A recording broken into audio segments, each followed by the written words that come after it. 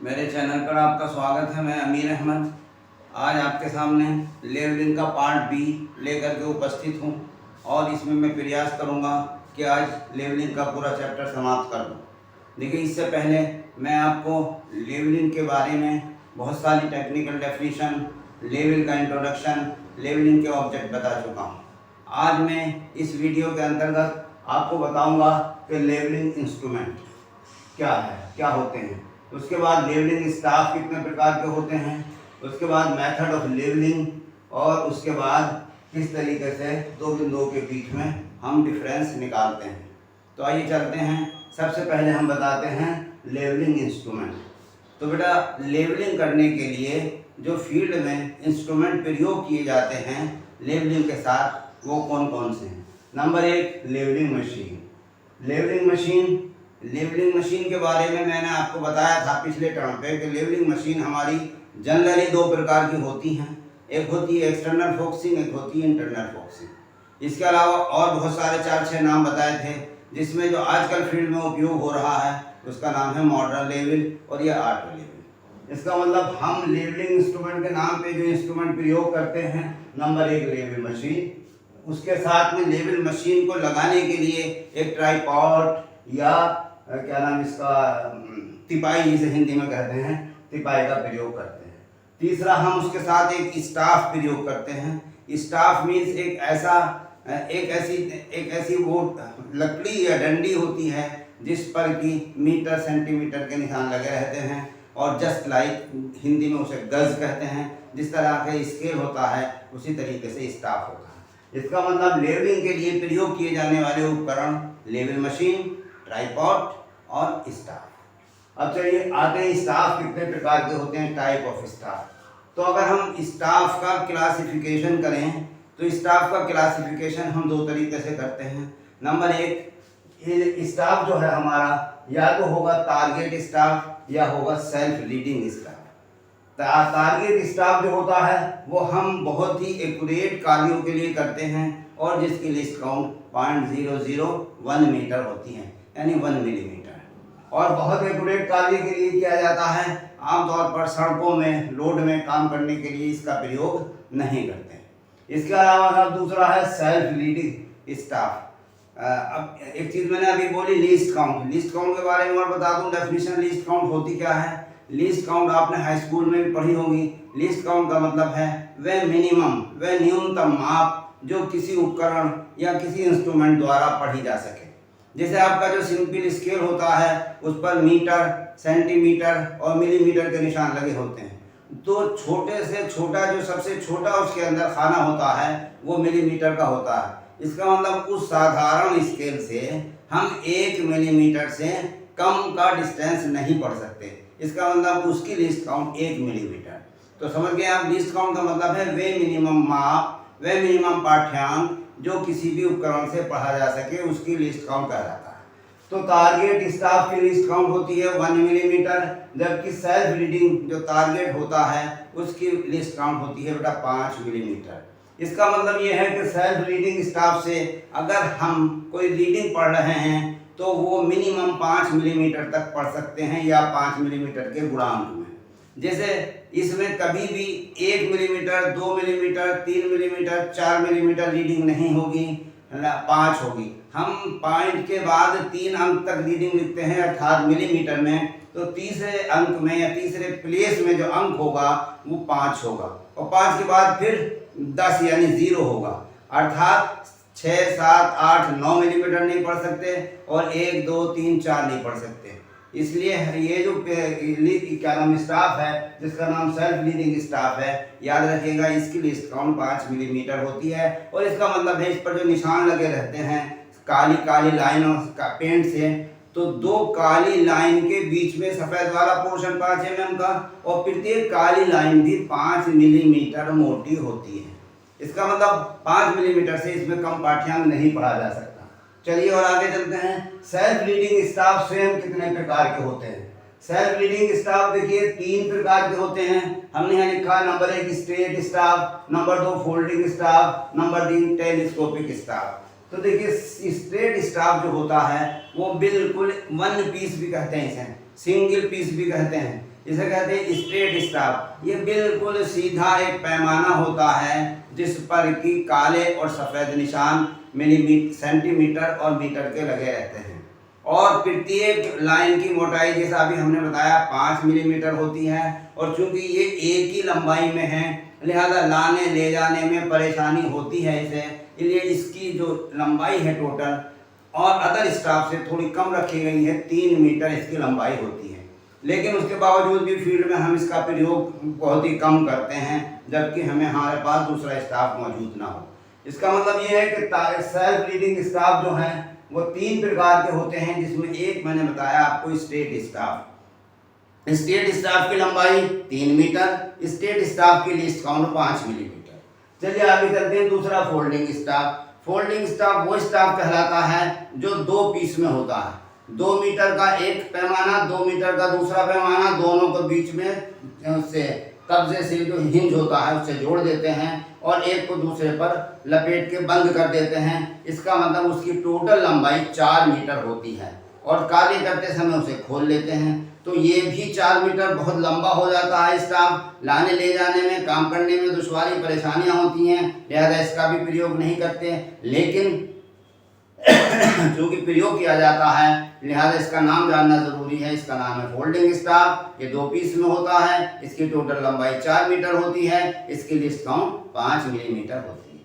आइए तीसरा स्टाफ, अब वो आते हैं टेलीस्कोपिक स्टाफ। टेलीस्कोपिक स्टाफ वो स्टाफ होता है बेटा जो बिल्कुल, अगर आप समझे जिस तरह से मैं कहूँ, जैसे ट्रांजिस्टर पहले हुआ करते थे और उनके एंटीना हुआ करते थे, तो आपने देखा होगा बड़ा डाया का पाइप, फिर उससे छोटा, फिर उससे छोटा, फिर उससे छोटा। जब हम उसे खींचते थे तो वो लंबा हो जाता था और उसके बाद जब हम उसे दबा देते थे तो छोटा पाइप बड़े वाले के अंदर इंसर्ट होता हुआ और एक पीस में रह जाता था।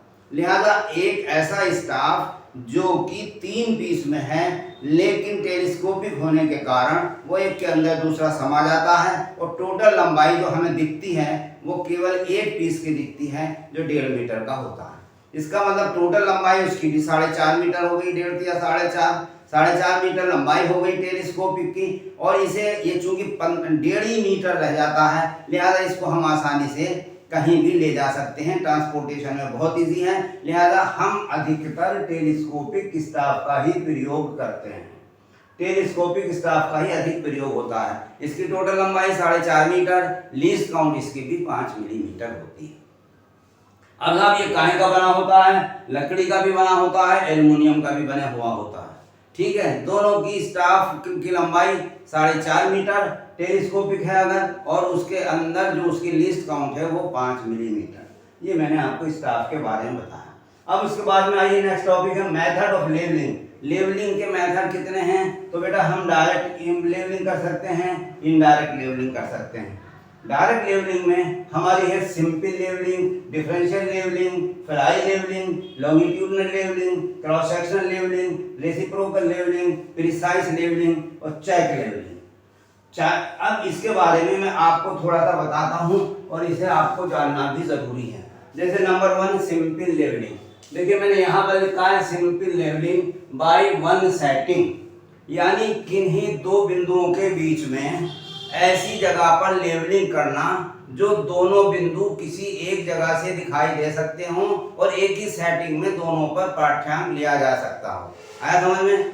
किसी ऐसे 2 बिंदुओं के बीच में उनका लेवल डिफरेंस ज्ञात करना जो एक जगह से दिखाई देते हों और एक ही मशीन को सेट करके रीडिंग ली जा सकती हो। देखिए जैसे हमने मशीन को ये यहाँ पर रखा, ए बिंदु पर एक स्टाफ और बी बिंदु पर दूसरा स्टाफ। ये पॉइंट ऊंचा है, ये नीचा है, दोनों का हमें डिफरेंस ज्ञात करना है कि ए बिंदु से बी बिंदु में हाइट में कितना डिफरेंस है। लिहाजा मशीन को ऐसी जगह सेट किया जहां से हमें दोनों बिंदु दिखाई देते हैं। अब मशीन को सेट किया का मतलब होता है बेटा एडजस्टमेंट किया। तो यहाँ के मशीन के एडजस्टमेंट 2 प्रकार के होते हैं, एक टेम्परेरी एडजस्टमेंट, एक परमानेंट एडजस्टमेंट। तो परमानेंट एडजस्टमेंट तो at the time of manufacture, यानी जब मैन्युफैक्चरर मशीन का मैन्युफैक्चर करता है तो उसकी जितनी भी लाइनें हैं, horizontal line, vertical line, line of axis, line of collimation, मैं सब पढ़ा चुका हूँ पिछले चैप्टर में आपको। ये तो इन सब का एक रिलेशन वो स्थापित करता है, वो उसको कहते हैं परमानेंट एडजस्टमेंट। तो हमें परमानेंट एडजस्टमेंट नहीं करना होता, हमें केवल टेम्परेरी एडजस्टमेंट करना होता है, जिसे कहते हैं, एक शब्द में मैंने कह दिया कि मशीन को सेट किया। अब इसको जरा सा समझ लीजिए आप थोड़ा सा डिटेल में। सेट करने का मतलब है कि 3 क्रियाएं इसमें करनी पड़ती हैं। Number 1 levelling, number 2 focusing, number 3 elimination of the parallax. यानी मशीन की लेवलिंग करते हैं फुट स्क्रू की सहायता से, मशीन की फोक्सिंग करते हैं फोक्सिंग स्क्रू की सहायता से, और एलिमिनेशन का मतलब है कि स्टाफ पर कभी ज़्यादा कभी कम हमें लीडिंग पाठ्यांक जो दिखाई देता है उसको रिमूव करने के लिए हम उसका निराकरण करते हैं। हिंदी में कहते हैं पैरालेक्स को लंबन का दूर करना। तो लंबन को दूर करने के लिए हम स्टाफ को आगे या पीछे करवाते हैं, समझ गए। तो 3 घटकों में हम उसके टेम्परेरी एडजस्टमेंट करते हैं, और प्रत्येक बार मशीन को जितनी बार भी उठाते के दूसरी जगह रखते हैं मशीन की ऊंचाई चेंज हो जाती है, लिहाजा हमें ये एडजस्टमेंट दोबारा करना पड़ता है। At every setup, her setup के लिए हमें मशीन का टेम्परेरी एडजस्टमेंट करना पड़ता है। लिहाजा हमने मशीन को यहाँ सेट कर लिया, टेम्परेरी एडजस्टमेंट कर लिया। एडजस्टमेंट करने के बाद हमारा टेलीस्कोप हॉरिजॉन्टल हो जाता है, एक लाइन स्थापित हो जाती है। यहाँ से निकलने वाली रेखा टेलीस्कोप के अंदर जो रेखा होती है, इमेजिनरी लाइन, मैंने कल आपको बताया था, आई ग्लास के सेंटर से ऑब्जेक्टिव ग्लास के सेंटर को मिलाने वाली imaginary line is called line of collimation. लेकिन जब टेलीस्कोप के बाहर एटमॉस्फेयर में लेस जाती है और इस एटमॉस्फेयर से होती हुई हमारे टारगेट पे पड़ती है, तो ये वाला डिस्टेंस यानी टेलीस्कोप से लेकर के आपका स्टाफ तक का डिस्टेंस कहलाता है लाइन ऑफ साइट। तो लाइन ऑफ साइट इस यहाँ हमने इंस्ट्रूमेंट को सेट किया, ए बिंदु पर हमने स्टाफ को रखा, स्टाफ को रख करके लाइन ऑफ साइट हमारी इस पर पड़ी, हमने टारगेट किया, हमने इसे एग्जैक्टली बाइसेक्ट किया। बाइसेक्ट करने के बाद हमने ये पाठ्यांक पढ़ा, ये कहलाता है स्टाफ रीडिंग। मशीन द्वारा स्टाफ पर पढ़ा गया पाठ्यांक मानक बी, क्या है साहब, ये बी। सिमिलरली टेलीस्कोप को घुमाया और घुमाने के बाद अब बी बिंदु पर जो स्टाफ रखा था उसको हमने देखा और एग्जैक्टली बाइसेक्ट किया। बाइसेक्ट करने के बाद पाठ्यांक पढ़ा, तो मान लीजिए ये पाठ्यांक आया स्मॉल ए, इस पर आया स्मॉल बी, इस पर आया स्मॉल ए। कौन सी लेवलिंग कर रहे हैं हम, सिंपल लेवलिंग। मैंने अभी बताया था सिंपल लेवलिंग वो है जो एक ही सेटअप से की जा सके। लिहाजा बी में से हमने ए को घटाया तो इस बिंदु का हमें आर एल मालूम हो गया, समझ गए साहब। ये डिफरेंस मालूम हो गया कि बी और ई में कितना डिफरेंस है, ठीक है। दूसरा चलते हैं डिफरेंशियल लेवलिंग। डिफरेंशियल लेवलिंग जब की जाती है जब कि A and B are situated away from each other, यानी ए बिंदु से बी बिंदु बहुत दूरी पर स्थित हो जब। नंबर 2, जब difference of level between A and B is large, यानी दोनों बिंदुओं के बीच में जो हाइट का डिफरेंस हो वो बहुत ज़्यादा हो। तो देखिए ये मैंने एक फिगर बनाई है, ये बिंदु है ए, ये बिंदु है बी, दोनों के बीच में ये बिंदु है ए और ये बिंदु है बी, दोनों के बीच में आप देख रहे हैं डिफरेंस ज़्यादा है, दोनों काफ़ी दूरी पर हैं। लिहाजा एक सेटअप में हम मशीन से इसका लेवलिंग नहीं कर सकते, लिहाजा हम इसे छोटे छोटे हिस्सों में बांटेंगे। एक बार हमने मशीन को सेट किया यहाँ पर, पहली बार, दूसरी बार किया यहाँ पर और तीसरी बार किया यहाँ पर। इसका मतलब है ए से और बी का डिफरेंस निकालने के लिए हमने मशीन को 3 बार सेट किया, यानी मशीन हमारी में जो डिफरेंस है दोनों बिंदुओं में ए बी में बहुत लार्ज है या बहुत दूरी पर स्थित है, ठीक है जी। तो ए पर स्थापित किया बिल्कुल उसी तरीके से जैसे यहाँ किया था हमने, ए बिंदु पर रीडिंग ले ली, बी पर ले ली, तो यहाँ पर आया A1, यहाँ पर आया B1। मशीन को आगे शिफ्ट किया और इसी बिंदु पर दोबारा रीडिंग ली जाएगी। तो जिस तरीके से ये रीडिंग थी बैक साइड, ये बैक साइड कहलाएगी B2 और उसके बाद ये फोर साइड हमने ले ली C1। यहीं खड़े खड़े 2 रीडिंग ले ली। सिमिलरली आगे स्टाफ ट्रांसफर, आगे मशीन को ट्रांसफर किया और हमने फिर पिछली जगह पर रीडिंग ली जो कहलाई हमारी बैक साइड और ये कहलाई फोर साइड, और एक दूसरे को कंपेयर करते हुए हमने इनके लेवलिंग निकाल लिए और सबको सम कर लिया। लिहाजा ए से और बी का डिफरेंस हमें मालूम हो गया, ये कहलाती है डिफरेंशियल लेवलिंग। तीसरा है साहब फेराई लेवलिंग। फिलाई लेवलिंग का मतलब है कि एक बिंदु से हमने स्टाफ शुरू किया, ये हमारा बेंचमार्क है, और बेंचमार्क से हमने एक बार मशीन सेट की, 2 बार सेट की, 3 बार सेट की, 4 बार सेट की, 5 बार सेट की, और यहाँ तक हम चले गए। यानी ये बिंदु से शुरू करके हम काम आगे प्रोग्रेसिव डायरेक्शन में चलते चले गए, लिहाजा ये वाली हमारी क्या नाम लेवलिंग कहलाएगी, फिलाई लेवलिंग। चलिए साहब 4 number longitudinal levelling. Longitudinal levelling को हम एल सेक्शन के नाम से भी पुकारते हैं। इसका मतलब ये है बेटा कि जब हमें रोड का जब हमें कंस्ट्रक्शन करना होता है तो सर्वप्रथम जहाँ से रोड पास होनी है वहाँ की हम लेवलिंग करते हैं, और वो लेवलिंग लॉन्गिट्यूडनली हम करते हैं हर एक 10-10 मीटर पर। ये देखिए 0, 10, 20, 30, 40, 50, 60, 70 मीटर है ये लंबा, और हमने 10-10 मीटर पर ये निशान लगाए हुए हैं, और हर 10 मीटर पर सेंटर लाइन पहले स्थापित कर देते हैं, और सेंटर लाइन पे 10-10 मीटर के निशान लगा करके एक बेंचमार्क मान करके और वहाँ से HI ज्ञात करके लेवल लेते चले जाते हैं। और ये इस प्रकार की लेवलिंग, हर बिंदु का लेवल हम 0 पर क्या है, 10 पर क्या है, और उसको फ्री हैंड जब हम मिलाते हैं तो ये जो आप देख रहे हैं पोजीशन ऊपर नीचे वाली, ये ग्राउंड लेवल की पोजीशन है, यानी हमारी जमीन ऐसी है। ओके, इसको कहते हैं एल सेक्शन। अब इसकी जरूरत क्यों पड़ती है? इसलिए पड़ती है कि अब हमें इस पर रोड बनाना है, तो जब हम रोड बनाएंगे तो किसी स्लोप में बनाएंगे, जब स्लोप में रोड बनाएंगे तो हमें ये पता चल जाएगा कि ये वाली जो हमें रोड बनानी है इसमें कितनी कटिंग या कितनी फिलिंग है। देखिए ये वाला पोर्शन कटिंग का है, ये वाला फिलिंग का है, ये फिलिंग का है, तो इससे अर्थवर्क की कैलकुलेशन हो जाती है, और इसे ये वाली लेवलिंग कहलाती है लॉन्गिट्यूडनल सेक्शन।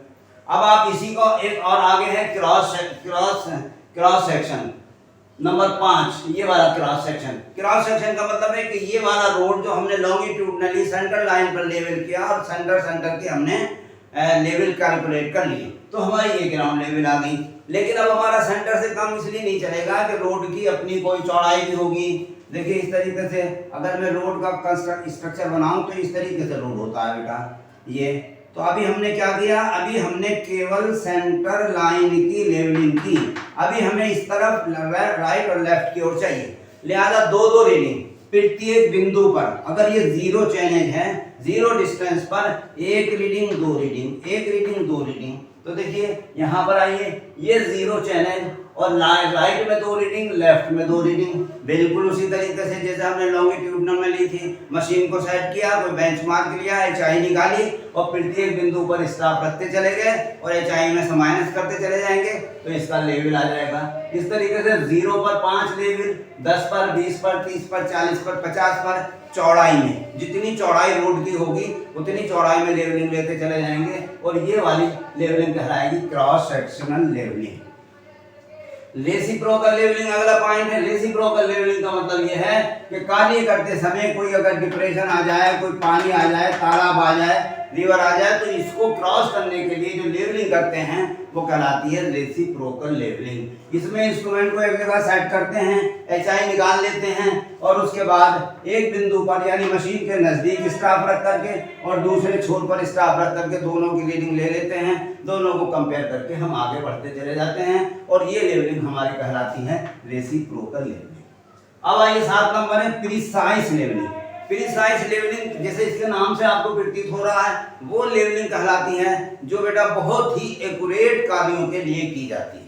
जैसे एक काम है आपका अर्थवर्क मिट्टी का कार्य करना, एक काम है आपका रेलवे का बिल्कुल टॉप का रेल की लाइन की लेइंग करना, अर्थवर्क नहीं करना, रेल की लाइन की लेवलिंग करना। लिहाजा हम जानते हैं कि अगर रेल की लाइन में हमसे गलती हो गई तो रेल के पलटने का खतरा है, लिहाजा ये लेवलिंग ऐसी जगह के लिए करते हैं जो बहुत ही एक्यूरेट या परिशुद्धता आवश्यकता होती है, जैसे रेलवे लाइन, एयरपोर्ट और आपका सी पोर्ट, समझे, इस तरह या टनल, इस तरह की जो चीज़ें हैं वहाँ पर हम इस लेवलिंग को अपनाते हैं, और बहुत ही एक्यूरेट लेवलिंग, बहुत ही केयरफुली लेवलिंग, बहुत ही ध्यान से की जाती है, ये लेवलिंग कहलाती है प्रिसाइज लेवलिंग। देन आते हैं अगले नंबर पर है चेक लेवलिंग। चेक लेवलिंग का मतलब ये है बेटा चेक करना काम को।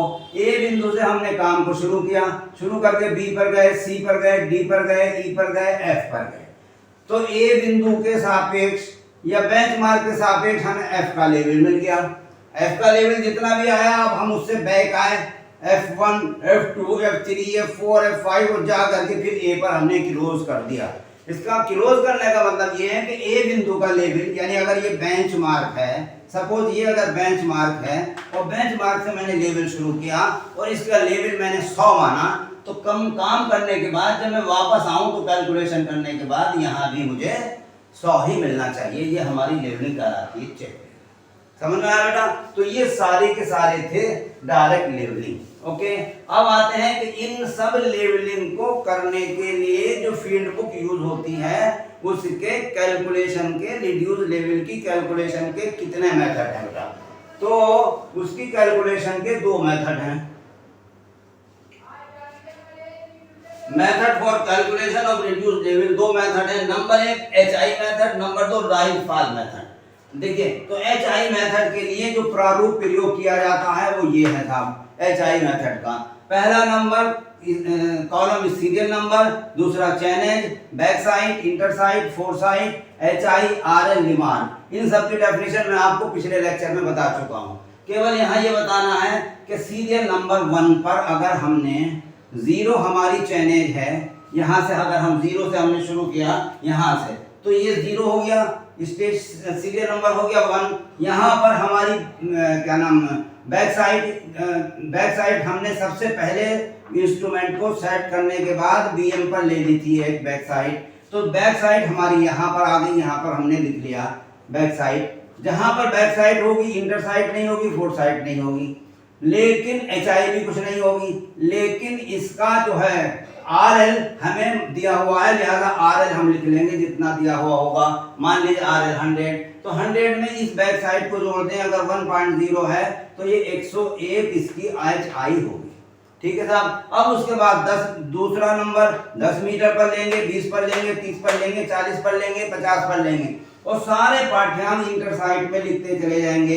इधर कुछ नहीं आएगा बैक साइड में। और इस 101 में से प्रत्येक इंटर साइड को घटाएंगे, घटाने के बाद लेवल यहाँ लिख देंगे। ये वाला मेथड हमारा कहलाता है HI मेथड। दूसरा मेथड है साहब ये है परफॉर्मा उसका नाम है राइज एंड फॉल मेथड। इसका नाम है राइज एंड फॉल मेथड। तो इसमें और इसमें फर्क सिर्फ इतना है कि HI जो ये कॉलम है ये खत्म हो जाता है और HI की जगह 2 कॉलम यहाँ पर आ जाते हैं, राइज और फॉल। राइज और फॉल का मतलब है बेटा उतार चढ़ाव, बाकी सब उसी तरीके से है। अब जरा सा बस मैं आपको राइज और फॉल के बारे में बता दूं ये क्या होता है। देखिए, हमने एक जगह ये 2 बिंदु हैं मेरे, एक बिंदु ये है और एक बिंदु सपोज ये है। ठीक है साहब, ये x1 ये x2, अब x2। तो अब ये मैंने यहाँ पर बेटा मशीन रख रखी है और मशीन को सेट कर रखा है और ये मैंने इस पर स्टाफ लगाया। स्टाफ लगाने पर ये मेरी रीडिंग आई मान लीजिए 1 मीटर। ठीक है साहब। अब चूंकि जब मैं इसे टेलीस्कोप को घुमाऊंगा तो मशीन की लेवल तो एक ही है, लिहाजा लेवल चेंज ना हो करके, लाइन ऑफ साइट चेंज ना हो करके अब मैंने स्टाफ यहाँ रखा तो इस पर आया 2। इस पर इसका मतलब ये है कि जहां पर रीडिंग ज्यादा आती है वो बिंदु नीचा होता है और जहां पर रीडिंग कम आती है वो बिंदु ऊंचा होता है। लिहाजा 2 में से 1 को घटाया, इसका मतलब 1, यानी 1 मीटर ये बिंदु नीचा है। बस अब राइज हम यहाँ पर इंटर बैक साइड में मान लीजिए हमारा आया था 1 और इंटर साइड में दूसरे एक कॉलम दूसरे सीरियल नंबर 2 और यहाँ आया था इंटर साइड में 2। तो अब हमने 2 में से 1 घटाया तो 1 बचा। तो ये जो हम 1 लिखें ये राइज वाले कॉलम में लिखा जाएगा या फॉल में, बस इतनी सी बात होती। तो हम देख रहे हैं कि एक के बाद 2 आ रहा है, 1 यहाँ पर आया, 2 यहाँ पर आ रहा, यानी अगला बिंदु नीचा है। इसका मतलब ये बिंदु नीचा है तो इसके सामने हम लिखेंगे फॉल। कितना? 1 मीटर। अब राइज वाला खाना खाली रहेगा और इस तरह से कैलकुलेशन कर लेंगे। ये साहब आपका प्रारूप है HI मेथड का, राइज और फॉल का। इस प्रारूप पर कैलकुलेशन करने के बाद एक चीज और करते हैं बेटा, अरिथमेटिक चेक अप्लाई करते हैं। ये क्या होता है कि सारे BS को जोड़ लीजिए, बैक साइड को जोड़ लीजिए जिसे कहते हैं सिग्मा BS, सारे फोर साइड को जोड़ लीजिए जिसे कहते हैं sigma four side. Sigma back side difference निकालिए सिग्मा फोर साइड का। देखिए ये मैंने यहाँ निशान इसलिए लगाया है डिफरेंस का, डिफरेंस को आप प्लस माइनस भी कर सकते हैं कि बड़े में से छोटा घटाना है। चाहे प्लस कर लीजिए चाहे माइनस कर लीजिए, जैसे भी आए, और घटाने के बाद लास्ट आरएल और फर्स्ट आरएल को घटाइए, जितना डिफरेंस इसका आ जाए उतना ही डिफरेंस इसका आना चाहिए। अगर दोनों कैलकुलेशन आपकी मैच कर जाती हैं, इसका मतलब ये है कि आपके द्वारा की गई पूरी कैलकुलेशन सही है, यानी ये आपकी कैलकुलेशन का चेक है, जिसे हम कहते हैं अरिथमेटिक चेक। कब चेक होगा? जब सिग्मा बीएस सिग्मा एफएस में से डिफरेंस लेंगे, वो इज इक्वल टू होगा लास्ट आरएल और फर्स्ट आरएल के डिफरेंस। अगर हम कैलकुलेशन एचआई से कर रहे हैं और अगर कैलकुलेशन राइज फाल से कर रहे हैं, तो अब आप सारे राइज को जोड़िए, सारे फाल को जोड़िए, दोनों का डिफरेंस ले लीजिए, और वो डिफरेंस उतना ही होना चाहिए, लास्ट आरएल और फर्स्ट आरएल के डिफरेंस के बराबर होना चाहिए। ठीक है साहब, मैंने अब आपको ये सारे के सारे बता दिए डिफरेंस। देखिए अब मैंने आज आपको क्या क्या बताया, लेवलिंग इंस्ट्रूमेंट क्या क्या होते हैं, स्टाफ कितने प्रकार के होते हैं, लेवलिंग के कितने मेथड हैं, उसके बाद हम किस तरीके से लेवल का डिफरेंस प्राप्त करेंगे यदि point situated at the height of the line of site, जब लाइन ऑफ साइट पर हमारा कोई बिंदु सिचुएटेड हो, लिहाजा बड़े में से छोटे को घटा देंगे, डिफरेंस मिल जाएगा। उसके बाद when the point situated above the line of site, हाँ देखिए अगर हमारे पास यहीं पर एक चीज और सुन लीजिए, अभी तो था लाइन ऑफ साइट की ऊंचाई में स्थित हो, लेकिन अगर मैं आपको ये कह दूं कि साहब यहाँ पर ये देखिए, मैं ये कह दूं यहाँ पर ये क्या है साहब, छत है मकान की, और आपसे ये कहा जाए कि साहब इस छत का लेवल बताइए, तो हम जानते हैं कि लेवल मशीन का जो हमारा टेलीस्कोप होता है वो वर्टिकल प्लेन में मूव नहीं करता, हॉरिजॉन्टल प्लेन में करता है, लिहाजा हम मैक्सिमम ऊंचाई इतनी ही तो देख सकते हैं जितनी इसकी हाइट है। अब हमें ये वाला बिंदु नहीं दिखाई देगा तो कोई मतलब नहीं दिखाई देगा। आपने यहाँ से एचआई निकाल रखी है ना इसकी मशीन की एचआई, अब आप यहाँ पर आइए और यहाँ पर आने के बाद जो आपके हाथ में स्टाफ है उस स्टाफ को उल्टा करिए और उसका जीरो यहाँ टच कर दीजिए। ठीक है जी, टच करने के बाद यहाँ से लेके यहाँ तक आप लगा दीजिए इस पर और इसको नोट कर लीजिए कितना आता है।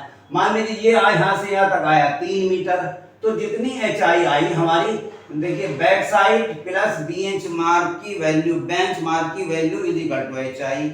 एचआई में से हमने इसे माइनस किया तो इसका आ गया, लिहाजा एचआई में से हम इसे माइनस करेंगे -2 को। कैसे करेंगे कैलकुलेशन? एचआई माइनस 4 साइड करते हैं, लिहाजा -2 या 3, तो ये हो जाएगा एचआई प्लस 3। जितनी भी एचआई उसमें +3 कर दीजिए तो आपको छत का लेवल मिल जाएगा, नीचे का सीन। समझ में आ गया? यानी कोई बिंदु अगर लाइन ऑफ साइट से ऊपर स्थित हो तो उसका लेवल निकालने के लिए हमारे पास बस यही एक तरीका है कि पहले हम एचआई निकाल लें, एचआई निकालने के बाद स्टाफ को उल्टा करें और छत से छुड़ा दें जीरो को, और वो ऊपर से लाइन ऑफ साइट तक का डिस्टेंस ले लें, जो मैंने यहाँ पर 2 माना, उस 2 को 3 माना, उस 3 को आप माइनस कर दीजिए, क्योंकि हमारा फार्मूला यही है एचआई -4 साइड, तो माइनस की वजह से ये माइनस प्लस हो जाएगा, माइनस इंटू माइनस, लिहाजा ये हो जाएगा एचआई +3। तो इस तरीके से बेटा ये आपका कोर्स यहाँ कंप्लीट हो गया। बस इसमें सिर्फ एक चीज और रह जाती है अभी, उसको हम कहते हैं एरर।